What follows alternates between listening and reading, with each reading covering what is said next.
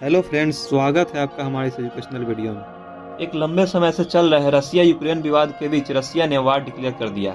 आइए युद्ध के सारे पहलुओं को विस्तार से जानते हैं। रसिया और यूक्रेन के बीच पिछले कई महीनों से हालत बहुत ही नाजुक स्थिति में थी। नवंबर 2021 से ही रसिया ने अपने मिलिट्री को भारी संख्या में यूक्रेन के बॉर्डर पर तैनात करना शुरू कर दिया था और उस समय यह कहा जा रहा था कि रूस की आर्मी जनवरी से फरवरी के बीच कभी भी यूक्रेन पर हमला कर सकती है। अमेरिकी इंटेलिजेंस को इसकी पता चली तो राष्ट्रपति जो बाइडेन द्वारा कहा गया कि अगर रूस द्वारा कोई भी हमला किया जाता है तो उसका सख्त जवाब दिया जाएगा। उसके बाद फिर अमेरिकी इंटेलिजेंस से खबर आती है कि रूस 16 फरवरी को यूक्रेन पर हमला कर सकता है, पर उस दिन ऐसा कुछ नहीं होता है और रूसी मीडिया में अमेरिकी इंटेलिजेंस का खूब मजाक बनाया जाता है। उसके बाद फिर ये खबर आती है कि रूस अपने सैनिकों को वापस बुला रही है, लेकिन ये खबर फेक निकलती है। इसकी भी एक अलग पहलू है जिसमें यह दावा किया जाता है कि चीन ने रूस पर दबाव बनाया था कि बीजिंग ओलंपिक खत्म होने तक हमले को टाल दे, क्योंकि चीन ये नहीं चाहता कि उसके इमेज पे कोई प्रभाव पड़े और बीजिंग ओलंपिक के बीच कोई बाधा है।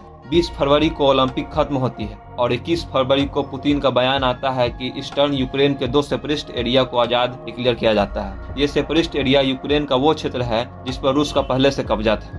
इस घटना के बाद स्थिति और भी नाजुक हो जाती है जब दिन आता है 24 फरवरी का, द डे ऑफ वार। इस दिन पुतिन के द्वारा युद्ध की शुरुआत कर दी जाती है और यूक्रेन के अलग अलग ठिकानों पर हवाई हमले किए जाते हैं। युद्ध के पहले दिन ही रसिया ने यूक्रेन के कई हिस्सों पर कब्जा कर लिया, जिसमें चेर्नोबिल एटॉमिक प्लांट भी शामिल है। इस खतरे के बीच कई लोगों को लगा था कि यूक्रेनियन राष्ट्रपति वोलोडिमीर जेलेंस्की भी देश छोड़कर भाग जाएंगे, ठीक उसी तरह जिस तरह अफगानिस्तान के राष्ट्रपति तालिबान के हमले के बाद भाग गए थे। पर उन्होंने ऐसा कुछ नहीं किया और सामने आकर अपील की कि वे युद्ध के खिलाफ हैं और कोई हिंसा नहीं चाहते हैं, लेकिन अब हमला हुआ है तो वे जवाबी कार्रवाई जरूर करेंगे। हालात बहुत ही तेजी से बदल रहे हैं और दोनों देशों के बीच संघर्ष जारी है। अभी तक 200 से ज्यादा लोगों की जान जा चुकी है और अनगिनत लोगों के घायल होने की घटना सामने आई है। इंडियंस की बात करें तो अभी तक लगभग 16,000 भारतीय यूक्रेन में फंसे हुए हैं। यूक्रेन की तत्काल स्थिति को देखते हुए कुछ हफ्ते पहले ही इंडिया द्वारा नोटिस जारी किया गया था, जिसमें यह कहा गया था कि सभी इंडियंस यूक्रेन से बाहर आ जाएं।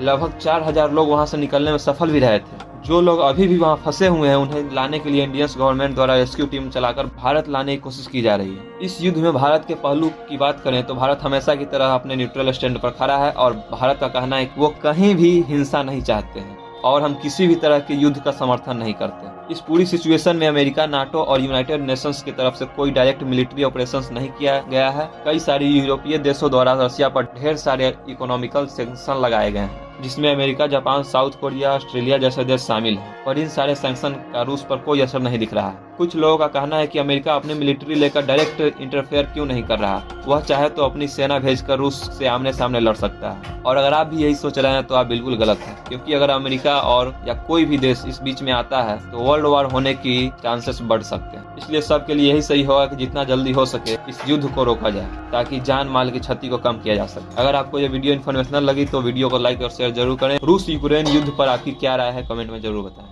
धन्यवाद।